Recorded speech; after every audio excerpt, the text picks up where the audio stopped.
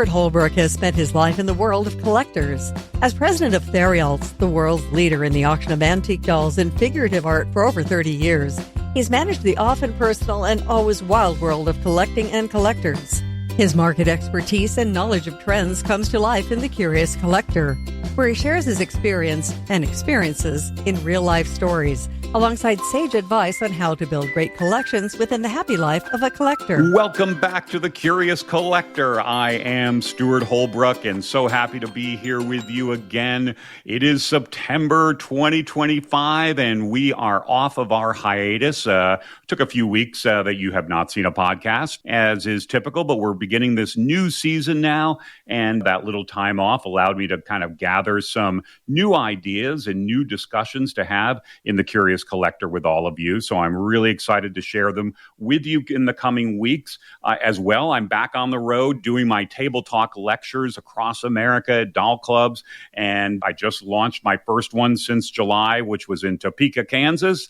And a big shout out to the wonderful ladies of Topeka who made me feel so welcome on a beautiful summer day in Kansas. And yeah, I'm really, really fired up. It's been a great couple weeks off and fired up and ready to get back into the mode again and see a lot of you out in the wilds of America and come into your living rooms and your cars or wherever you listen to the podcast here weekly and talking about collecting dolls and all sorts of subjects, including one today that I think is really important and I've noticed is getting a lot of conversations regarding it on social media, mostly collectors completely confused. And that is the discussion of tariffs and collecting.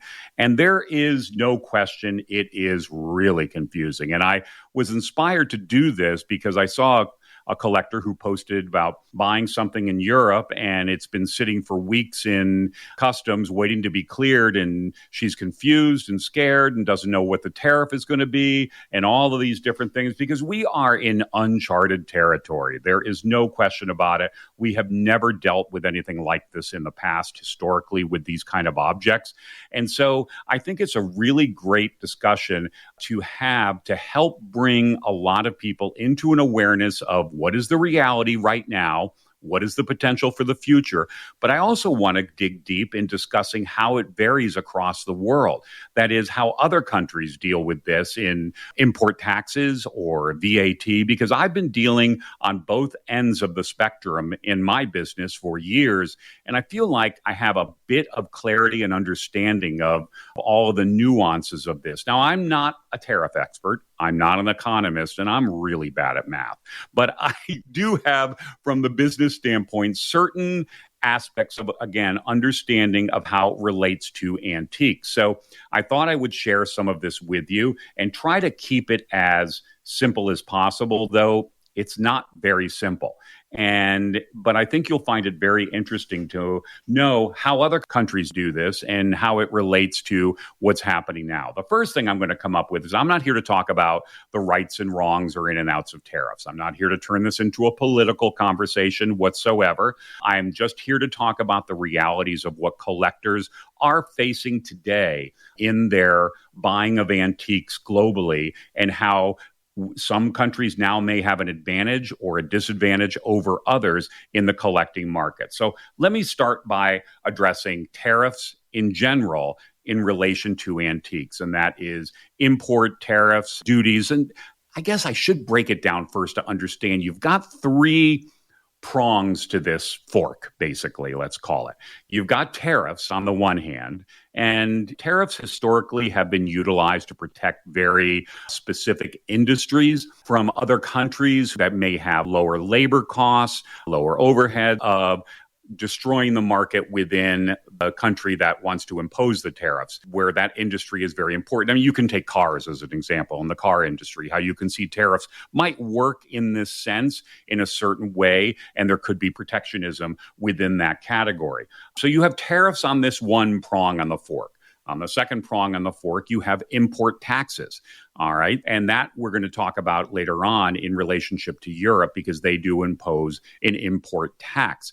And then third, you have VAT, which is value added tax. And this is generalized on every product, everything out there, but could be varied depending on what the product is and depending on the country. The EU does not necessarily have a wide general taxation system. A lot of it is adaptable between each of the countries, and we'll talk about that as well. So there's a lot to know, a lot to unpack, and it can be confusing, but I hope this will help bring a little bit more clarity for collectors out there who do kind of engage on a global market scale as to how it relates now. So let me start by saying, I do not like tariffs. However, as I explained before, I do understand certain particular categories of industries that may have the need to be protected within a country. And so I get that part. But widespread blanket tariffs are, in our case, really not appropriate whatsoever. There is no reason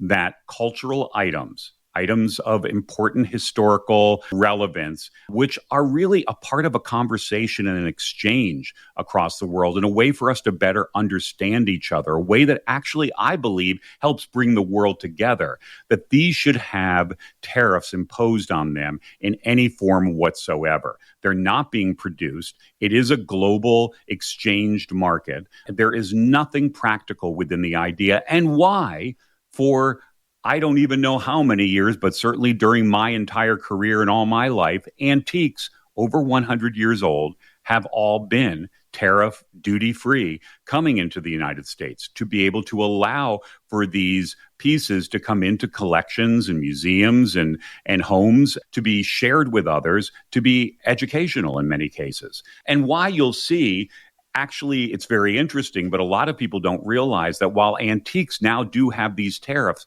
art does not.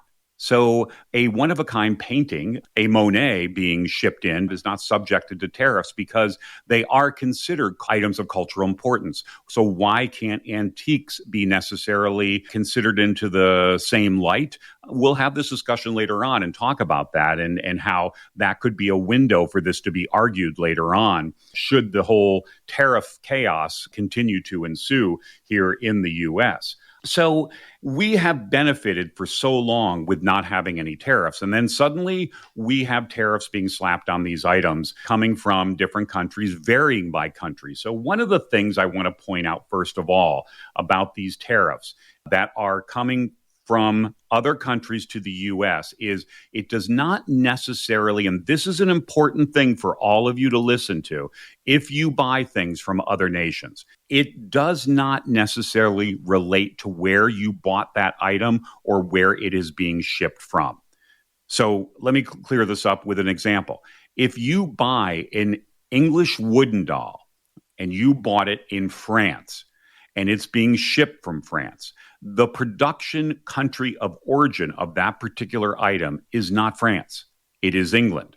And as such, technically, you should be able to argue the fact that the country of origin is England. The English tariff right now is set at 10%, not 15% like the EU, that you then should be able to pay 10% for that. So I want to clear that up, first of all, and helping people realize that in the case of the tariffs and items coming over, the country of origin is vital in this. Now, that is a case of where it works to your advantage. Now, let's say you're buying a French doll in England and you're having it shipped from England. Should you pay the 10% tariff? Actually, technically, the country of origin on that piece, on that French doll, is France. So technically, how it is right now, it is set at 15%. The problem we're seeing is, how do you argue this with people? How do you show the documentation of an antique as this? And will people look at it? Will they take the time? Is it even worth the effort? There are so many questions in this that we're still juggling because these were all imposed, these tariffs, in rapid manner in a way that nobody was prepared. And that is why you're hearing about many people, including the woman I talked about who posted something on Facebook about an items being held in customs, is brokers don't even know how to handle a lot of this paperwork. So it is very complex in this, but the technicality of the whole thing is that the country of origin is the indicator as to what the tariff will be, not where you purchased it, not where it's being shipped from. So keep that in mind because it's an important point. The other thing that I find very interesting is that there's been an argument from this administration that tariffs are no different than the VAT. They're the same. And I get that there's a certain aspect of trying to think in simplistic terms that they are similar, but they are not the same thing at all. Tariffs could probably be related more towards the import tax that you will see a lot of the European collectors have to pay. So I want to break this down and help you understand the differences. So we know from different examples across the world how other people compare now to the U.S. and where we stand on these fees and all of these things being tacked on to be able to have these cultural exchange of items, because I believe that the market should be global. I believe that the antique market should be one that can be shared equally across the world and that there should be no barriers and no boundaries. And so let's explain how these different places do work. The first thing I want to understand before coming back to tariffs in how it impacts the U.S. collectors is talk a little bit about European collectors and what this all means for them. Now, number one, they do not pay technically tariffs. So there have been no retaliatory tariffs by the EU. And the EU is the biggest market we're talking about in comparison to the US for antiques. But there are other markets as well: Australia, Japan, China, Russia, many other different areas where you're seeing the market of antiques moving back and forth. But I'm going to focus on the EU for now because it's the one most familiar to collectors out there, as we have a lot of trading back and forth between the EU and the US. So in the EU, if you have a collector in Stuttgart and that collector in Stuttgart sees an item in the US that they want to buy, they buy that item. They do not pay a tariff for that item to come over to them. There is no tariff on antiques in the classic sense. What they do have, and one could argue for and against the fact that it is similar to a tariff, they do have an import tax. Now, that import tax for this collector in Stuttgart would be 7%. So there it is. They do have a 7% import tax, which you could argue is similar to a tariff. But one of the interesting things is that has been greatly reduced over the years, including just this last year in Germany, where it used to be 19%. It has now been lowered down to 7%. So while we're actually raising these whole new idea of tariffs on antiques, the Europeans have been lowering them. Italy, just a few weeks ago, lowered theirs from, I think they were at 21% at one point, tariffs. They are now down to 5% for importing of antiques. So you can see this has put them, compared to the 15% we are paying on this end, in a much better situation as far as being able to bring items in. The reverse has happened overnight in that Europeans now have the advantage. But that's directly related to import and import tax. So the collector from Stuttgart buying an item from the U.S., they will simply pay a 7% import tax on the total value price paid on that particular piece. So very, very competitive now, in fact. And I'll explain why it's even more competitive than you can imagine, because we not only have the tariff, but I'll talk later on about how you have your state sales tax as well. So they just pay a flat fee. And in the case of Germany, as 7%. In the case of Italy, now 5% since July, putting them in a really good position to be able to bring items over from other countries, importing them in. Now, what about buying within the EU? So the collector in Stuttgart decides to buy an item in Paris at an auction, and whatever it may be. And she then has to pay, or he has to pay, a 19% VAT. But wait, it's not that simple. It's not a 19% necessarily VAT on the hammer price or sales price in the case of a dealer for that item, but they have a very unique scheme, and it is called a scheme called the margin scheme that was initiated in the EU for this particular category. Now, let me just say, they have a lot of innovative approaches in the EU and in the UK in relationship to auctions and antiques because it is a very significant industry there in both the EU and the UK. So you will find they have incredible lobbyist group. I don't even know of a lobbyist group for antiques in the US. They got it for the airline industry and everything else, but I don't think for the antique or auction world.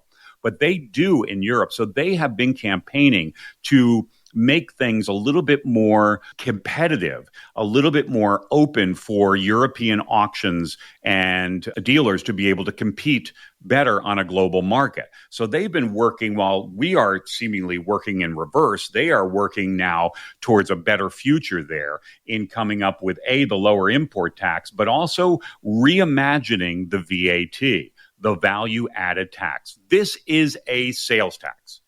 It's not a tariff. It is not an import tax. It is a sales tax. So with that, understand that it used to be 19%. It was fairly clear and simple across the board, and everybody pays this, whether you live in Stuttgart or everywhere in the EU, they pay the same. However, that changed. They came up with this idea that we addressed earlier or brought up the name of called the margin scheme.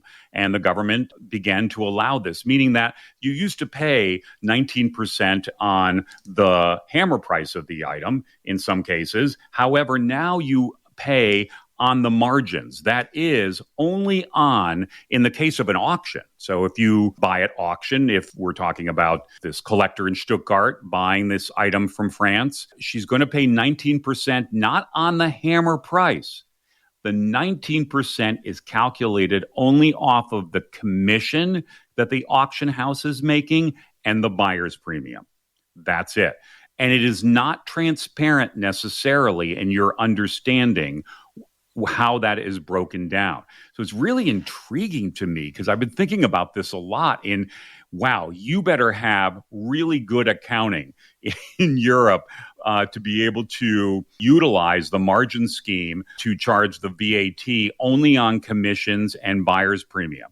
And it's really fascinating because many auction houses have varied commissions on value, whatever. And so everything has to fluctuate depending on what the commission is charged. So if you are, let's give examples. I'm not a math teacher, but I think I remember taking math classes and always finding when they gave me a real world example, it was the best way for me to understand a concept. So basically, if you are buying a doll or an item in France, let's say this collector in Stuttgart buying this item and paid $1,000 for it at the auction. The auctioneer, and let's say that auction house charges a 20% buyer's premium. And let's say that they charged a 20% commission.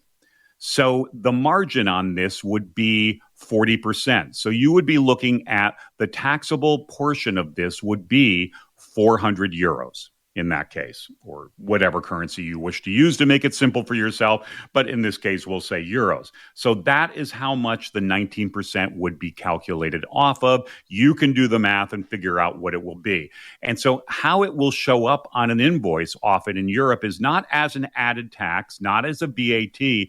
It shows up under the buyer's premium. And the buyer's premium ultimately fluctuates based on that. So it's really complex.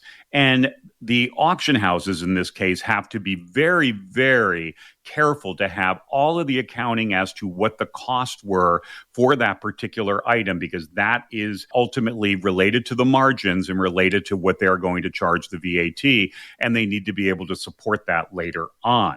So now that we've cleared that up, or probably not for some people because my head is still spinning. I've been studying this for a week, trying to compose a way to explain everything, and I'm still spinning around on it. Now, not the entire world is auction-oriented. Obviously, you have dealers as well. And so you have a situation where the collector in Stuttgart is buying a doll from a dealer in Paris, let's call it. And that dealer then has to figure out what the VAT is if they want to use the margin scheme. It means the difference of what they paid for the doll versus what they are selling the doll for now. So it's really intriguing to me. If you don't want to use the margin scheme, you have to charge the 19% on the selling price of the item. period.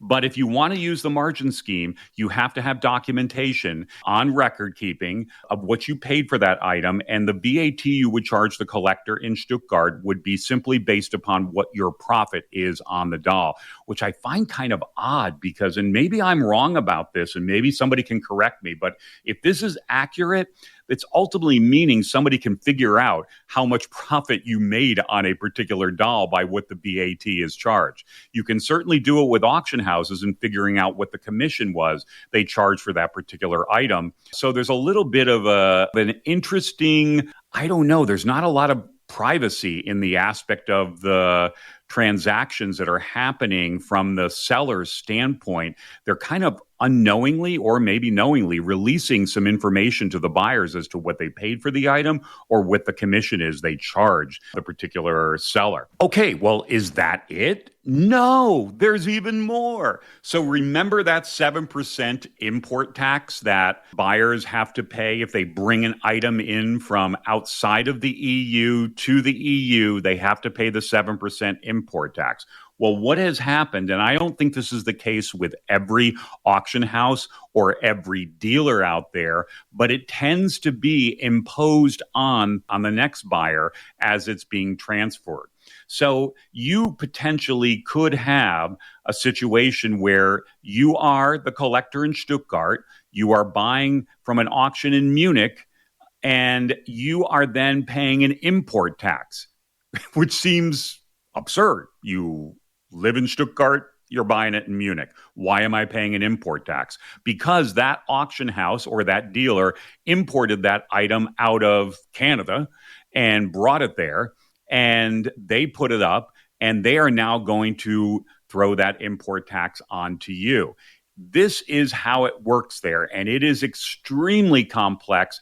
And I guess my advice is that if you are buying or getting something out of Europe from the US, Australia, wherever, Japan, I think it is best to contact the person to make very clear exactly what the VAT or any other taxes or fees imposed on this item will be ahead of time. Essentially, not just relying on what you think you understand or think you know or think you read to alleviate potential surprises later on. You'll probably want to really break it down for every item to be absolutely certain, what am I paying on top of the hammer price?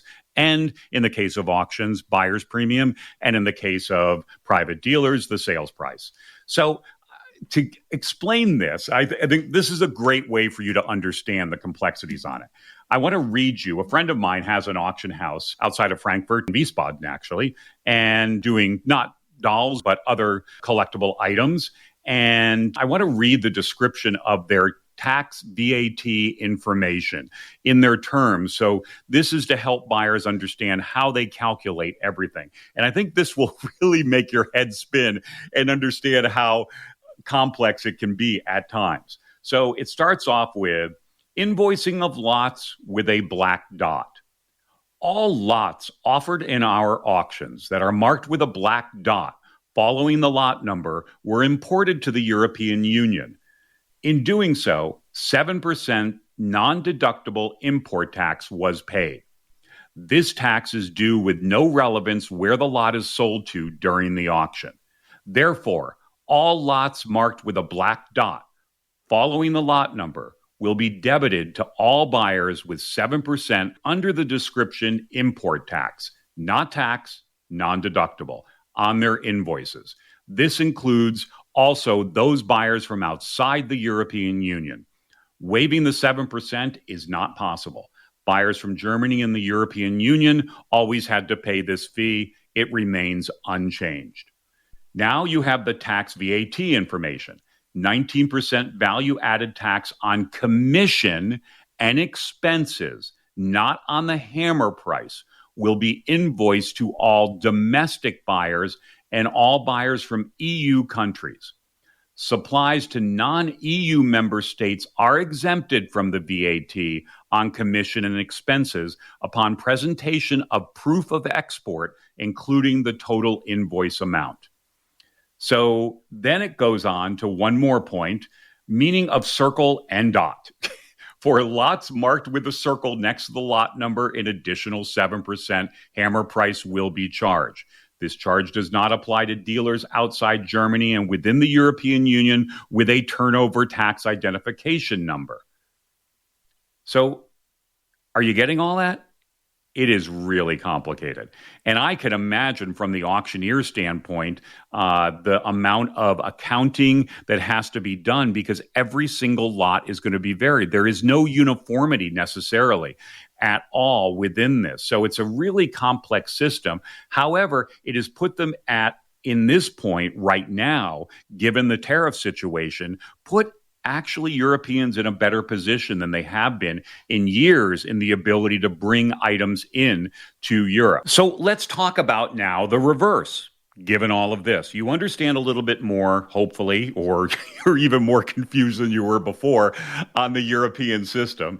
And so let's relate it now towards the buyer in America and how they are now engaging on this global market compared to how they used to before. Because there was no doubt that for a long time, Americans had a pretty significant advantage because there was no necessarily tariffs or import taxes on items coming in. However, I want to make something very clear. Everybody always seems to assume and think that I bought this item in Europe, woohoo, I don't have to pay anything. This is not true.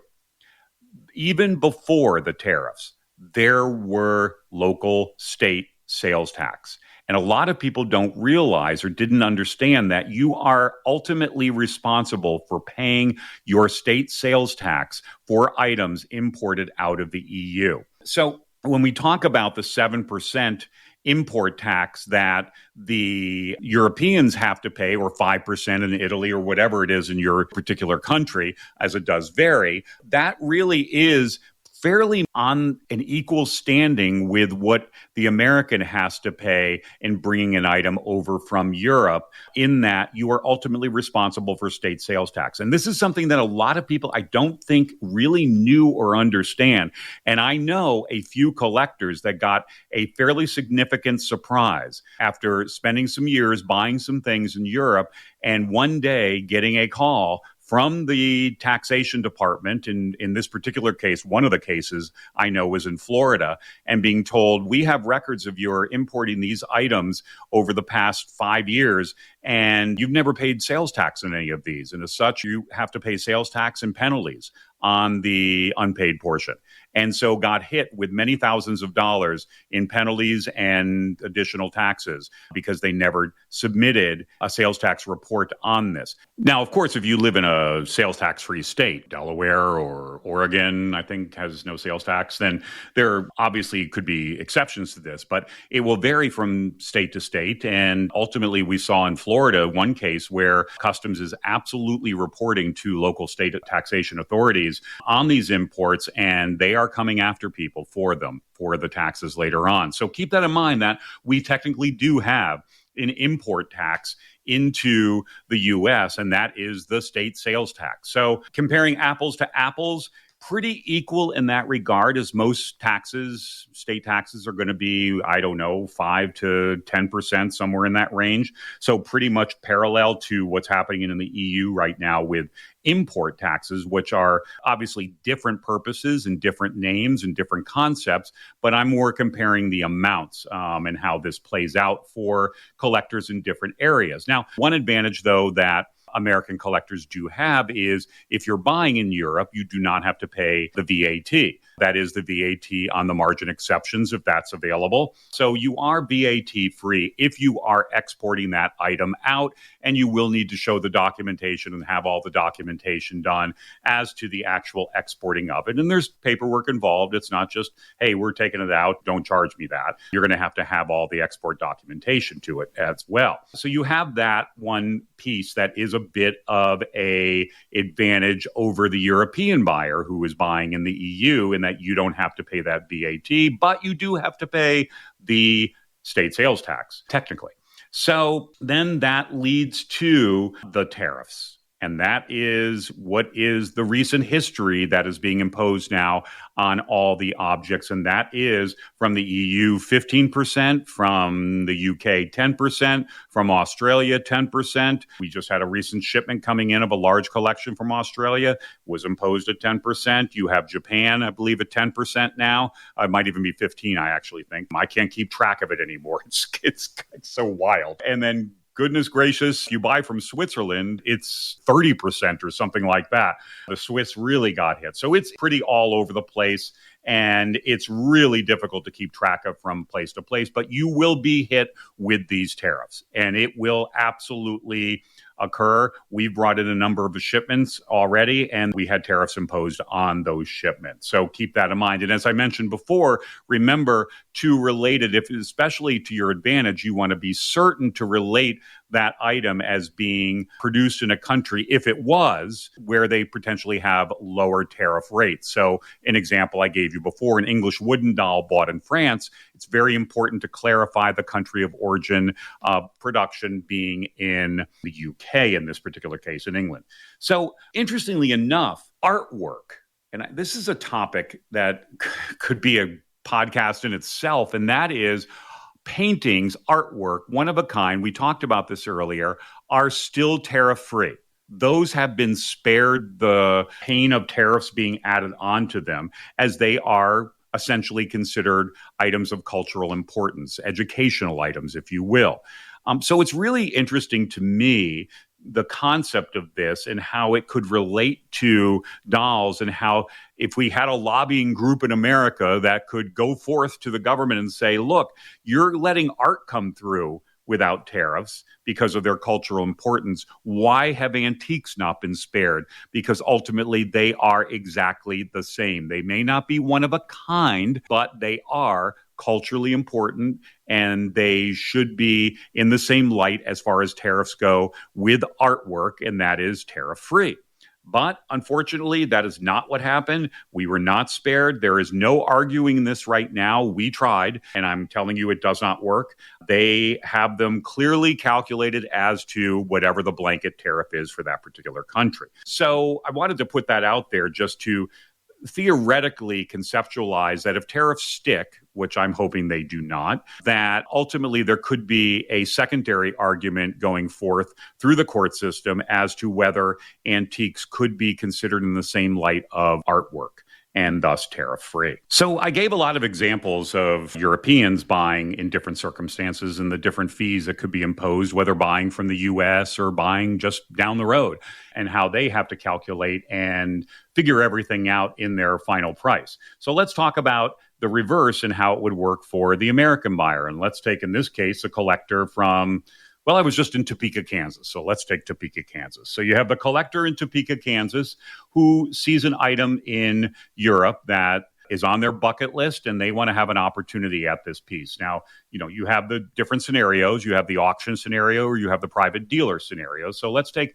the auction scenario first, a particular item, and let's say it's $1,000. Now, there's going to be a different formula for this. Was that item imported into the EU before being sold? And if so, this person in Topeka will then be, if that auction house is turning over the fee to the buyer, will have to pay the 7% import tax, even though they had nothing to do with importing it to the EU.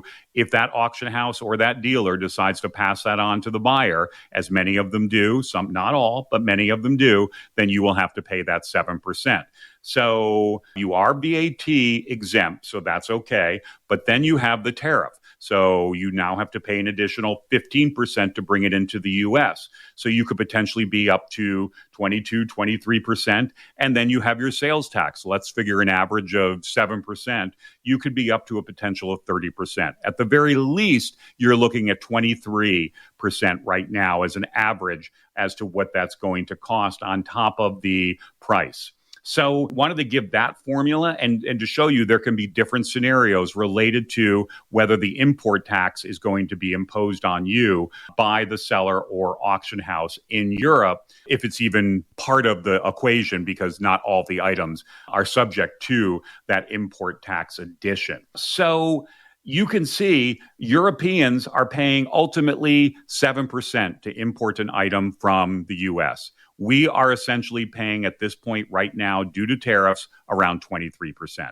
Take the tariffs away, we are pretty much on equal ground, as it should be.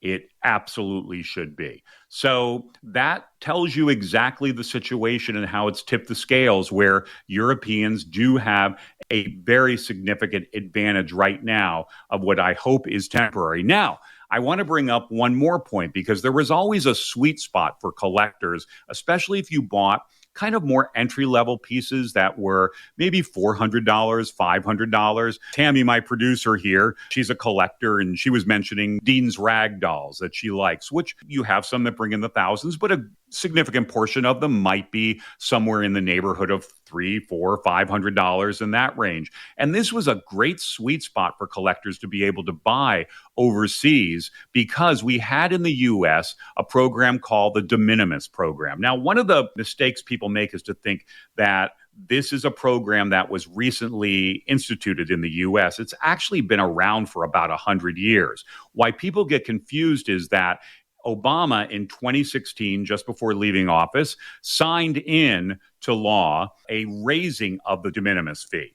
So I forget what it was before, but he actually raised it up to $800. And that is what you can bring into the country, basically tax-free, duty-free, no additional fees whatsoever. A very simplistic formula in which you buy a $400 item from Paris, you have it shipped here, the valuation is $400, there's no taxes, there's nothing to pay on it, whether it's a new item, no matter what it is. It's very simple. If it was in that price range, it's just there it is. And it was allowing for a significant amount of free trade coming in. Now, what ended up happening was that it did allow and open the door for a lot of Chinese companies to be able to ship inexpensive items to American consumers. And I can see the point on one hand where that was unfairly targeting small businesses here. However, I will say it also, by taking away the de minimis, hurt small businesses who were small mom and pops that might order inexpensive little items out of Europe or out of China or Japan or wherever, and be able to bring them in basically duty, tariff, tax-free, and because they were falling under the de minimis program. Now, understand, this is not a new program that was just instituted in 2016. It's been around for years, just the amount of the de minimis threshold was raised to $800. So it was kind of shocking when it just was taken away completely. There could be rationale, perhaps arguments that it needed to be lowered back again. One could make that argument, I guess. But just to completely abandon it was, wow, something else. So it left everybody scrambling with not even knowing what to do, because the additional part of this, the additional narrative in this whole story of eliminating de minimis is nobody had a plan for it. So nobody knew what to do. So as a result, what you're finding now is, you've all read it in the news, a lot of the mail postal systems around the world have shut off shipping small packages anywhere to the U.S. Not because they're getting revenge on this or trying to change the policy. They just don't know how to do it. Who collects this tax? Who deals with it? Where is it collected? At what? At the front end? At the back end? What's the paperwork for it? There was nothing prepared. So you're finding a significant amount of shipping companies, postal platforms, all of these are just not even sending anything to the U.S. until it's figured out how this is even going to work.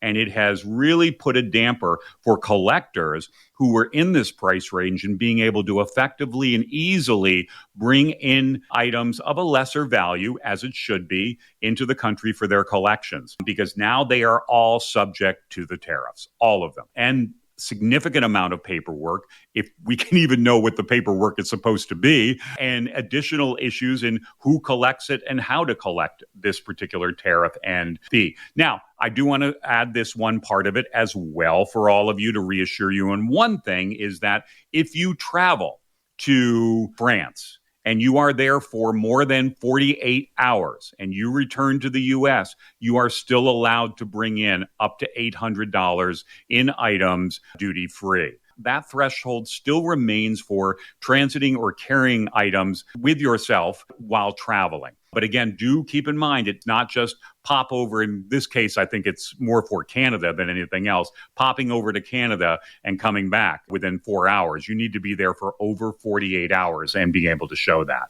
De minimis is the one area that I'm hoping there is some sanity quickly on this, and that it is brought back at least to maybe in the neighborhood of $500 or $600, something in that range, and that we can see this program, which was a great program for collectors to be able to get lesser items moving and flowing through the marketplaces in a much easier fashion. So, are there any exceptions to the tariffs whatsoever out there? Well, the only one is one we've talked about, and that is art. And so is there any exception within dolls that is clear, clarified, and potentially available to be tariff-free? The only one I can think of is that you have a one-of-a-kind art doll, figurative art, creation, sculpture made, and you bring it in under that particular category and with that particular description, I think there's an argument to be made, and you could potentially be tariff-free in that case. So if you collect one-of-a-kind art dolls and you like some of the European artists that are out there, that could be one sweet spot, if you will, where you might be able to argue no tariffs on this particular category. So it's the only one I can imagine right now until, hopefully, as I mentioned before, we find some sort of effort into being able to categorize antiques more into the art category, which is what they do in Europe, by the way. So what's the long term? Where are we going with this? Heck if I know. And I stayed at the Holiday Inn Express last night, and I can't tell you.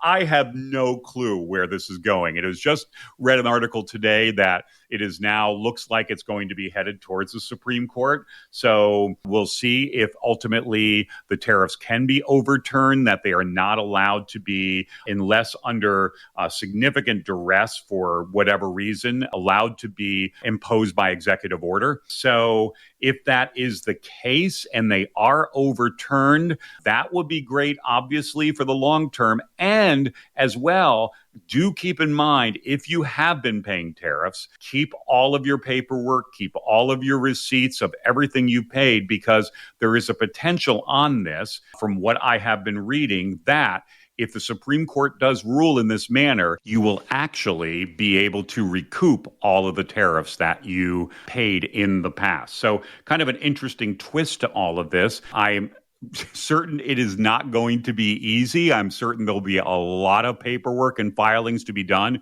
And if it was a minimal tariff, probably not going to even be worth the effort. But if you brought in significant things, in our case as an auction house, we brought containers in, it would definitely be something that would be beneficial later on. And we're all hoping for that to eventually occur. From our perspective as an auction house, and really from the perspective of collectors in the U.S., the one thing we do have within this country is a lot of dolls. And we have a lot of things here in which to tap into. But how does it relate to our company and Theriault's? And really, I think many of the international companies such as ours, how are we handling it as far as getting things out of Europe? Because as you know, we get significant amount of collections out of Australia, Japan, Europe, and other areas that are interesting as well, that are all now subject to tariffs. And how are we dealing with it? Well, we're paying the tariffs. And at this point, we have not passed this on to anyone. We are just running it up as the cost. We don't pass it on to the consignor or the buyer. Part of it being our hope that this will be overturned and that there will be a refunding of all the tariffs from the past. But if not, it's the cost of doing business, and we'll continue in order to bring interesting and unique collections and to offer collectors overseas an opportunity to bring things into a global market. And grin and bear it is what we will do. So there is right now plenty of merchandise within the U.S., obviously, for collectors to still enjoy. It's not like we're living in an isolated place where the only dolls we could ever get were overseas. There's a lot to go around here as well. So that's a positive part of it. However, I have always felt that these markets should be open. These markets should be attainable between all of us. I believe that a healthy and respectful conversation between buyers and collectors in Europe and Japan and Australia and all over the world is a really important part of the experience of collecting. And it makes the hobby so much better. It makes our awareness so much better of different peoples from around the world. And that is essentially one of the hallmarks and the greatest reasons for collecting is that we are able to reach out and meet people on common ground. We may have cultural differences. We may have language differences. We may have many different things that are not aligned exactly as we do it here or you do it there. But essentially, these objects, cultural pieces, bring us together. They allow us to find a common ground to make us see that we have differences, but we have a shared passion. And shared passions are the thing that bring us together. They tear walls down. Tariffs raise walls up. I think cultural items tear those walls down and allow a deeper meaning and a deeper connection to our place in the world. Thanks for joining us on this episode of The Curious Collector. The Curious Collector is hosted by Stuart Holbrook and produced by Tammy Trujillo. We invite you to follow us on social media and feel free to leave any questions you have for Stuart on Facebook at Stuart Holbrook-Theriault or follow the Theriault Company Facebook page. And you can stay up to date with the latest auctions and events at theriaults.com. We'll talk to you on the next episode of The Curious Collector.